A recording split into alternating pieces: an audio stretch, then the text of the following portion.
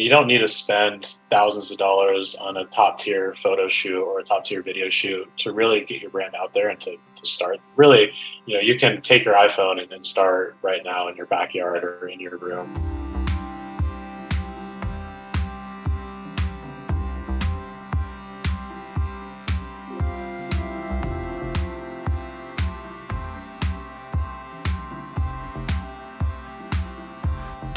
Yeah, my name is Nolan.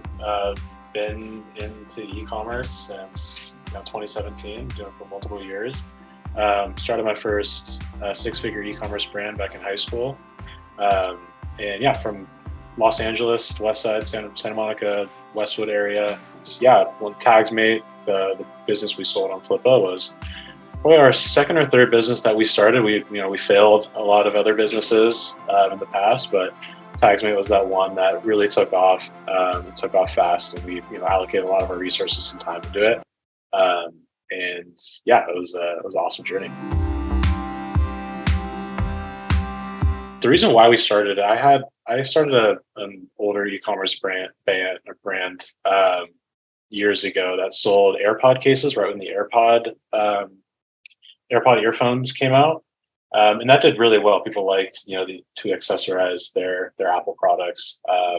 And so when the AirTag dropped, it didn't really pick up too much momentum. I think people knew about the AirTag tracking device, but I don't think people really knew too much about it. And we wanted to start something around that product, whether it's keychains, wallet, etc. So we found a lack.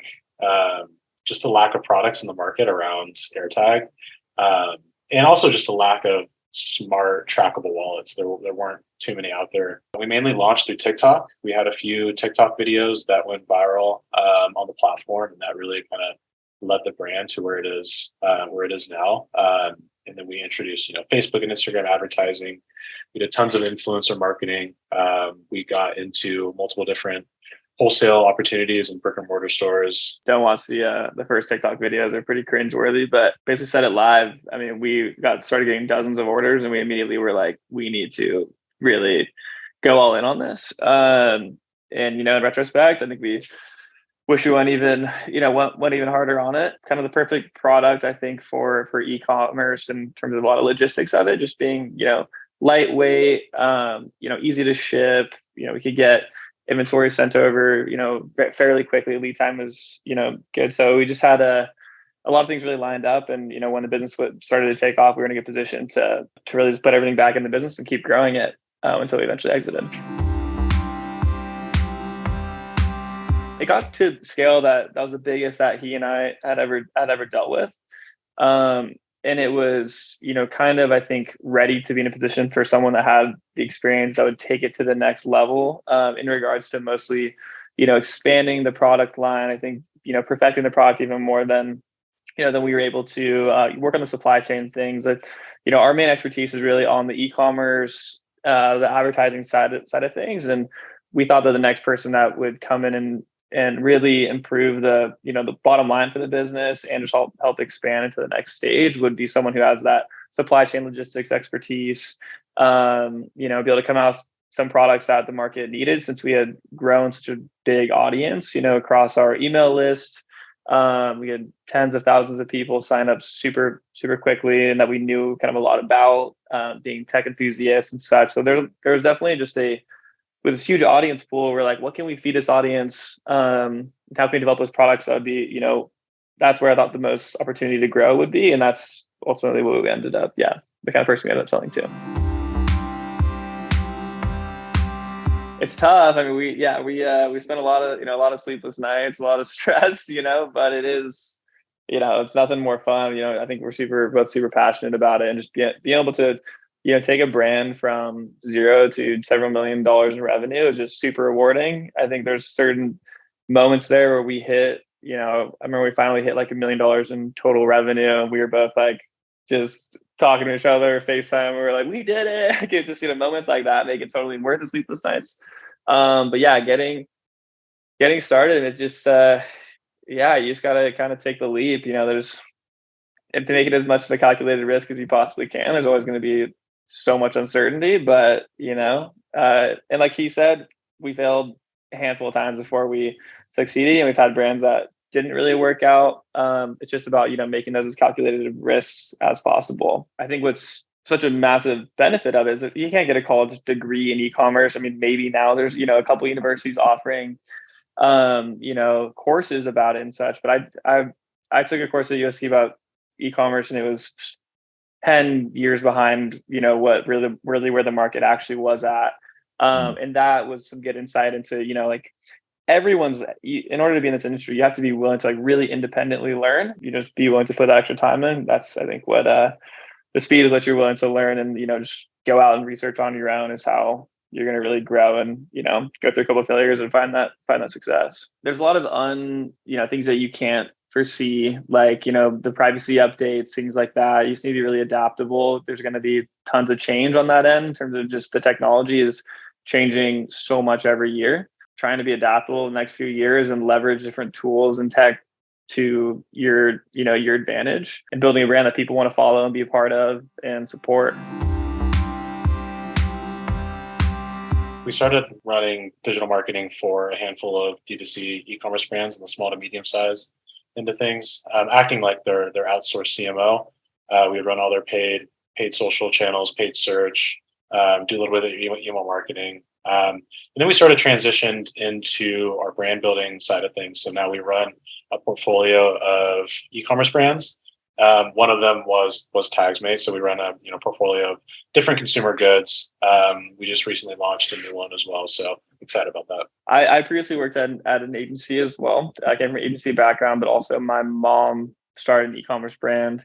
So I learned kind of a lot of the hands-on stuff working on that while I was in college, and I went to the agency afterward. He had the successful brand end of things too. So when we both collided, he had the really good brand experience, so the more of a holistic approach to, the Shopify site, all of that. And then I was more just the paid ads end of things. And so we found this little gap in the market of where these small to medium-sized businesses, if you don't have those skills of, like, the paid ads and be able to manage your Shopify store, it's really expensive to go hire an agency. It's $5,000 to $10,000+ per month. And if you're a small, medium-sized brand doing a couple $100,000 or $1 million per year, it's really hard to digest that with no sort of a promise of success. And also just saw the quality of work by so many agencies was so, businesses were getting sold on contracts that were just not going to be backed by the performance. Found a little gap in the market there where we can, create compelling contracts that are really based on just success, so we can provide some value to these clients. Content is key. I think that term kind of is thrown around a ton right now in e-commerce. And I just, there's so competitive, like Sean was saying, that you need to stand out in some type of way, whether that's, if you, like you said, if you make really good organic TikTok videos, hone in on that and just focus on that and try to produce as many TikTok videos as you can, trying to make them as quality as, as possible. And, really perfect your craft as far as the content end of things. Because when it comes down to it, that's how you're going to grow your business is content. People is short form content. People are going to be on their phones. That's how they're going to find your brand, whether that's through a TikTok video, whether that's through an advertisement, whether that's through your word of mouth. They're going to go and look at your social pages. So that's one. Yeah, that's one advice. Yeah, I would say one that we try to think about when we take people that we either want to, like, hire or just, try to systemize processes. It's how do you kind of leverage what, your team is good at, or even if you're just a solopreneur, like, how do you leverage what your skill set is? If you're a videographer, then leverage that, don't try to get into, search engine optimization if you're not a coder. And, it's like, gets that later on where you can hire people to do that, but really focus on leveraging your skill sets especially when you're early and you might not have a ton yet. Like, double down on, on what you already are, maybe have a bit of a step ahead in, just focus there. Try to systemize as much as possible, which is a big thing about also building a brand. If you do want to exit, is building systems, not just trying to do things that are like one-off things for the brand. Like, how do you create a creative flywheel? How do you create a system with creators that you can have monthly contracts, send them product, they send you content, and then you're not just every month trying to send one thing to somebody and they send you a video and they do the same exact thing next month. Like, just systemizing those processes a bit, which I think you can do. You don't need to spend thousands of dollars on a top tier photo shoot or a top tier video shoot to really get your brand out there and to start, your brand. Most people think, you need to hire, the top photographer or, hire the top content creator or top influencer. Really, you can take your iPhone and start right now in your backyard or in your room.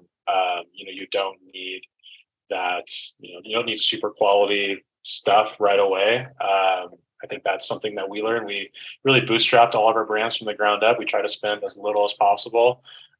We would go out and film all of our own ads. We would take all of our own product photography for our Shopify store. We would try to work with influencers on a free product basis, so we didn't have to pay them. So we were scrappy in that way. Yeah, be scrappy. Yeah, and that's why I think that we were able to, hold all that cash and be able to scale even faster because we didn't spend all that money on, a website or photography. Yeah, that makes sense. Yeah. Leverage AI. I'd say leverage tech and AI as much as you can. Yeah, all the information on everything on the e-commerce is out there. Is just try to be at the forefront of it and stay ahead of everything.